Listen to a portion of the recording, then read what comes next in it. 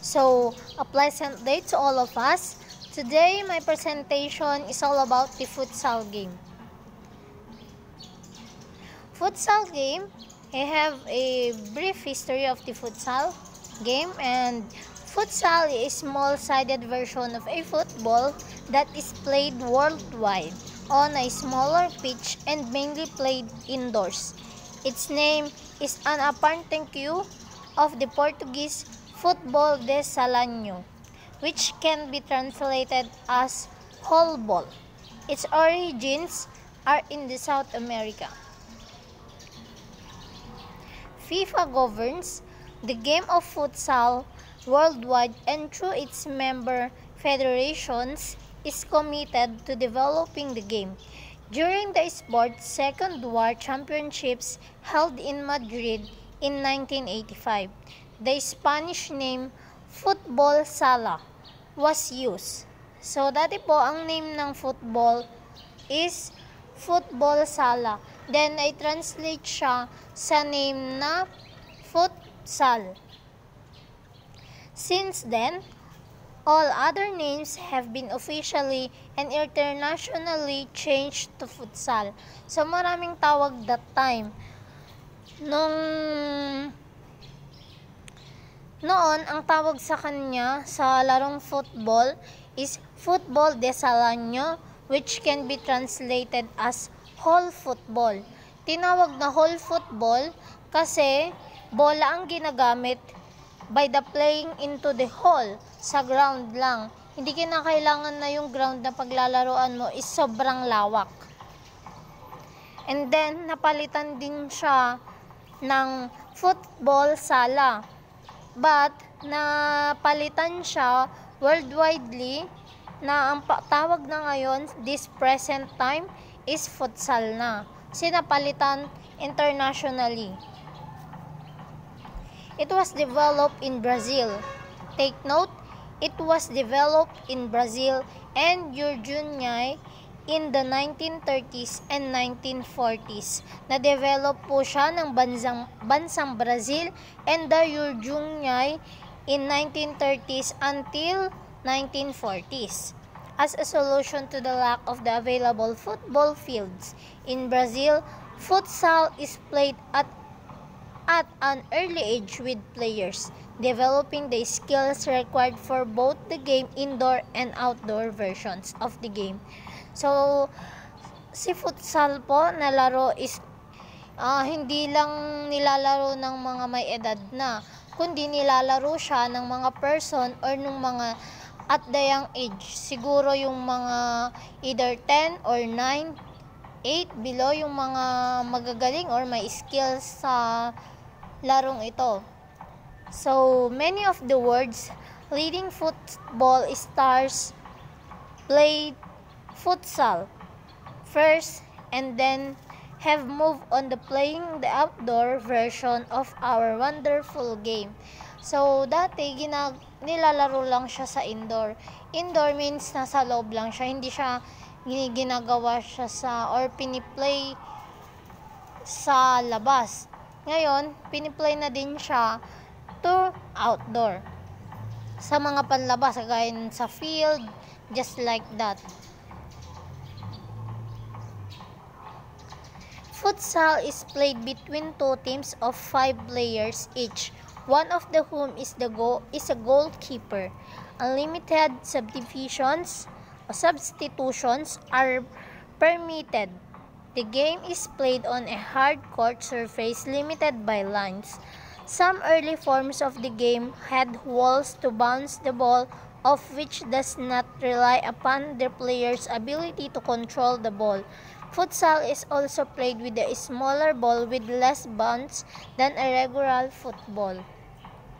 The surface, ball, and rules create an emphasis on improvisations, creativity, and techniques, as well as the ball control and passing in small spaces. Control, pass, and move is an expression of the futsal that when played at the highest level in outstanding. So, dito kasi guys, sa larong ito, hindi siya ginagamitan ng kamay. Unlike sa basketball, dito kasi is ginagamitan lamang siya through use ng ating dalawang paa. So, kailangan siyang mag-bounce para i-ano natin siya sa goalkeeper para magkaroon siya ng score. Then, ito po ay merong 5 players sa bawat team. Then, sa bawat team, syempre merong goalkeeper na kasama. So, 5 each member sa dalawang team yung mga magpi-play. So, ito kasi, yung laro kasing ito, hindi siya very basic na aralin or very simple na aralin, unlike sa badminton, just like that. Para siyang soccer, pero may difference nga lang kasi sa kanilang both. Yes. Next one, we have the equipment to use in the game futsal. First is the shoes. Bakit kailangan ng shoes? Syempre, it is important to wear the proper footwear. Alangan naman maglalaro tayo paa-paa. Hindi masasaktan na yung paa natin. So, bawat game kasi may mga ginagamit na panglaro talaga na shoes. Just like sa futsal, may mga disenyo din na panglaro talaga sa futsal. Unlike sa soccer is yung merong tusok-tusok. Yan. Dito naman, wala siyang tusok-tusok. Pero yung baba ng shoes is hindi siya yung parang madulas. Kasi pag once na madulas yung shoes, may possibility na ma-injured yung player kasi nga may tendency na ma-aksidente yung player. So, next is the socks. So, dapat yung socks is mahaba. Hindi naman siya sa sobrang haba. Dapat below the knee. So, the socks can help defend against scratches and cuts of the leg. So, ang socks po ginagamit siya para protect our foot. Para ma-avoid yung gasgas and yung pwedeng possibility na ma-injured. Maiiwasan natin yun kasi mayroong socks na to protect our foot. So, next one is the shin guards. Shin guards po, ito yung nilalagay sa paa, are worn on the shins underneath. A player long futsal socks. They are very important because they protect athletes from being kicked and injured when playing futsal. So, para pag mag-kick sila, pag sipain nila yung bola, hindi sila masasaktan. Yes, para maprotektahan din pag magsisipa tayo ng bola. Kasi pag wala siyang protection, may tendency din na masasaktan. Yes, lalo na pag biglaan. Yung biglaang mong sisipain, hindi ka sanay, sasaktan ka. Kaya kailangan dapat niyang shin guards to protect. So, next one is the short. So, ba't kailangan ng short? Siyempre, alam maglalaro tayo ng futsal, magsusuot tayo ng pantalon. Siyempre, kailangan natin magsuot ng short para maging komportable tayong lahat. Komportable yung mga players na maglalaro. So, next, kailangan din ng shirt or jersey. Ito po is napaka-importante sa bawat mga team para ma-identify nila yung tao, kung sino yung players na nandun sa field o kung sino yung person na naglalaro sa playing ng futsal. For example, nandun sila sa ground. Then, yung orange team, ay si ganito pala yan, si ganyan, si ganitong team yan, just like that. So, next one, we have the futsal ball. Bakit kasama siya sa equipment ang ball? Siyempre, paano ka maglalaro pag walang bola, di ba? So, ang bola po ng futsal is hindi siya kagaya ng bola ng basketball na matigas at hindi rin siya kagaya ng bola ng volleyball na medyo malambot or something na malaki. Hindi siya yung sobrang laki. May size din po siya. Sa parang regular soccer ball lang. Hindi rin yung sobrang liit. Kagaya ng jackstone, hindi rin siya sobrang laki. So, Next one, para mag-bounce kasi siya. So, next one is the futsal goals. Ito yung pag ipi-place mo dito yung yung objectives of the game. Dito i-shoot yung ball. Kumbaga pagsisipain nila, dapat mapupunta siya dyan para magkaroon ng score yung team. Yes. So, next one, we have the goalie gloves. Ito guys, sinusuot siya ng goalkeeper. Kasi po, si goalkeeper para protect yung kanyang kamay at kanyang mga darili. For example, sisipain ko yung bola, then kunyari, mahahawakan nyo yan to defend para hindi magka-score yung team ko. Then, yung gloves na yan, pinoprotektahan niya yung mga fingers niya, also sa kanyang kamay, para syempre, ma-avoid natin yung mga injuries, mga gas-gas. So, next one is the goalie jersey, goalkeeper's jersey that are different colors than their own teams. This help them to referees and officials differentiate who can touch the ball and who cannot. So, yon, very simple. Si goalkeeper ang kailangan magsuot nito. Why? Para malaman po kung sino yung makakahawak ng bola or hindi. So, kailangan din ng futsal bag. Bakit? It is help to many players. Bakit? Kailangan nito. Siyempre, to help to organize the equipment in the use in playing the game. To organize. So, para hindi kalat-kalat. So, kailangan din ng warm-up clothes. So, bago maglaro, kapag kailangan ng warm-up, syempre, hindi madudumihan yung gagamitin mong uniform mo to playing the game futsal. Para may pagpalitan ka, hindi ka amoy ang lit ganun. So, kailangan din ng bottled water or water bottle. Para kunyari is mauhaw tayo, meron tayong iinuming tubig, pag may baon tayo, ganyan. Para ma-avoid yung dehydrate. So, mouth guard to protect the mouth and teeth of players. Many goalkeeper prefer to wear them as well because they are more at risky. Syempre, pag wala siyang mouth guard, pag once na naitama sa kanya yung bola, may tendency na pag natamaan yung mukha niya, may tendency na dudugo yung ngipin niya, yung bunganga niya. So, yung mouth guard is to protect the mouth and the teeth. So, next one is the cones. Help coaches and players make makeshift goals as well as the design drill. So, ito guys, ginagamit siya to exercise yung paa ng players sa pagpi-play ng football or ng futsal, just like that. Ito ginagamit siya para to exercise yung pazigzag ng part ng laro. Para syempre to organize, para alam mo kung paano mo alam yung bawat galaw. So, next one, we have the rules of the game. Rules of the game, kailangan sa bawat player, merong 5 each bawat player, one of which can be a goalkeeper. It is expected that each player will have take a turn because being goalkeeper.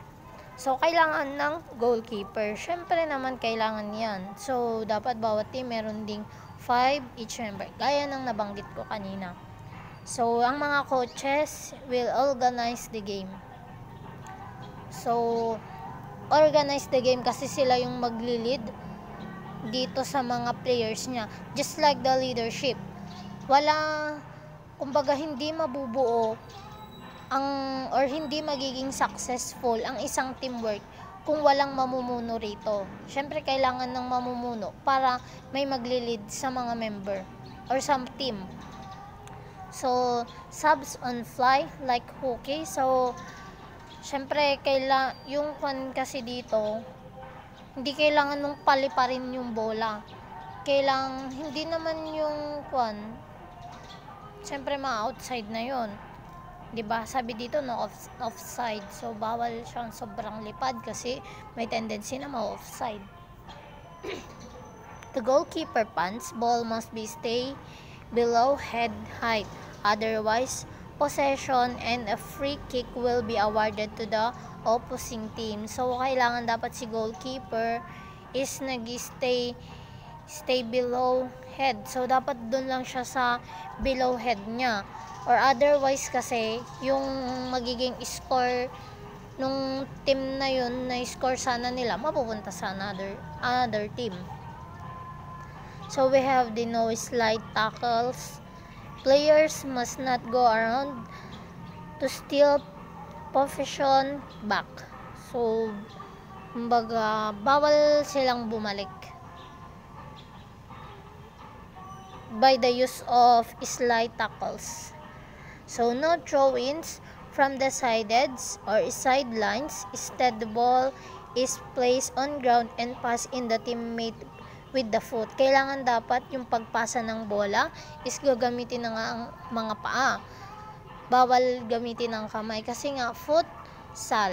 So, ibig sabihin ng larong futsal is ginagamitan ng more on kamay. So, with a penalty kick, all players behind the ball except for a penalty kicker. So, kailangan para ma-avoid natin yung penalty. So, para dun dito sa penalty kick is all players behind the ball except for a penalty kicker. So, kailangan din natin yan para ma-avoid natin yung mapupuntang point sa another team. So, we have the basic skills of the futsal game. So, first one is the ball control skill in the game. Dito sa ball control, kailangan natin i-control yung bawat galaw o galaw ng bola. Kasi pag hindi natin alam kontrolin, may tendency na mapupunta siya sa ibang team. Then, yung ibang team, or may tendency kasi itong ma-fall. Yes, pag na-fall na mapupunta na siya sa iba. Tapos pag napunta na siya sa iba, baka hindi mo na makukuha. Ganun. Sila na magkaka-score at hindi na yung team. It's like that. Also known kicks up yun na. Ball reception or trapping. It is the act of receiving the ball in the futsal. The trapping can be performed with any part of the body eligible on the futsal rules such as feet. So ito guys, dito sa trapping skill or the ball reception is kailangan dito ng feet, thigh, chest, head. Hindi nabanggit dito yung kamay kasi bawal nga yung kamay gaya ng sinasabi ko.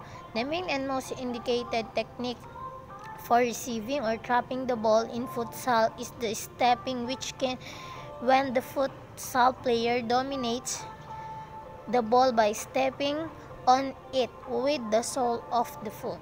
So, ayun. Ball carrying skill on futsal. So, sa pagki-carrying out po nito is ito yung pa-zigzag, yung gaya ng nasabi ko kanina sa equipment ng futsal, yung cones. Ito po, sa warm-up, ginagawa ito. Ito yung sinasabi ko kaninang pa-zigzag, tawag siya is ball carrying. So, ito yung pag mag-move sila is yung like pa-zigzag para to perform the game by the use of their foot. So, you can call draw. It is very important that carrying is performed with the ball always very close into the player's feet. Always close the feet. Kasi pag medyo malayo kasi siya, pag hindi mo makontrol din yung ball, ayun, may tendency na baka maagaw sa'yo. Maagaw ng iba, ganun. Pag naagaw ng iba, baka mahirap po nang makuha. Mahirap ang maka-score yung team mo. It's like that. So, we have the kick or shooting skill on futsal. So, ito guys is magkukan tayo dito. Mag-shoot tayo dun sa goal sa ito. Magagamit na ito para makapag-score. Kasi act of sending the ball towards the goal or goal of the opposing team with the intention of the scoring a goal.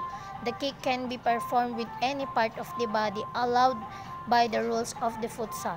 Kick with the inside of the foot, with the instep, back heel, thigh, and head. The best kick is one of the unique precision of the strength. So, kailangan ng lakas para pag naiparsa mo yung lakas na binigay mo yung lakas mo para makapag-score ka, may tendency na mananalo. Yes. By the use of kick, so we have the ball pass skill. So, ito po yung how to pass the ball. Yes, of sending the ball of the teammate. The pass can be performed any part of the body eligible by the futsal rules, such as the feet, thigh, chest, head, heel, must use passing skill. So, ito po yung how to pass the ball by the use of the feet, thigh, chest, head, heel. So, dito kasi guys, the most used passing skill is performed by touching the ball with the inside of the foot, so-called pass lead. So, dito nga kasi, di ba bawal nga hawakan ang bola to play the game. So, ginagamitan lang siya gaya ng mga nabanggit ko, ng ng feet, ng thigh, ng chest, ng head, ng heel. Para ma-avoid natin yung mga penalty kasi once na na-avoid natin yung mga rules, may tendency na yung mga kalaban mo is yung magkaka-score. So, next one, we have the head skill on futsal. It is act of heading the ball. So, ito guys is yung the technique with the use of our head. Yes. So, finish in the other order to score or goal. So, ito ginagamitan siya ng head, gaya ng mga nabanggit ko kanina to score the team. Yes. So, we had the dribble skill on the futsal. Dribbling on futsal involves two other skills, trapping and carrying. So, ito yung kanina, sabi ko yung trapping and carrying, na-discuss naman na natin kanina. It is act of the passing through a defender by the trapping and carrying the ball. So, pinagsama yung kaninang dalawa. So, requires change of decision, creativity, speed, and agility with the intention of deceiving in the opponent and passing through it. So, yun. So, we have the body dribbling. So, ginagamitan nito ng ating katawan para without trapping the ball. Also known as the body dribble or body feint. The body dribbling is a creative skill with the change of direction, not using the ball performed in order to deceive the opponent aiming to each or receive the ball. So, ito guys, sinagamitan po siya ng ating katawan, maliban po sa kamay. Yes, para naman magkaroon ng being creative sa paglalaro. So, that's all about the futsal game. And I hope na may natutunan po tayong lahat. Thank you guys and good evening.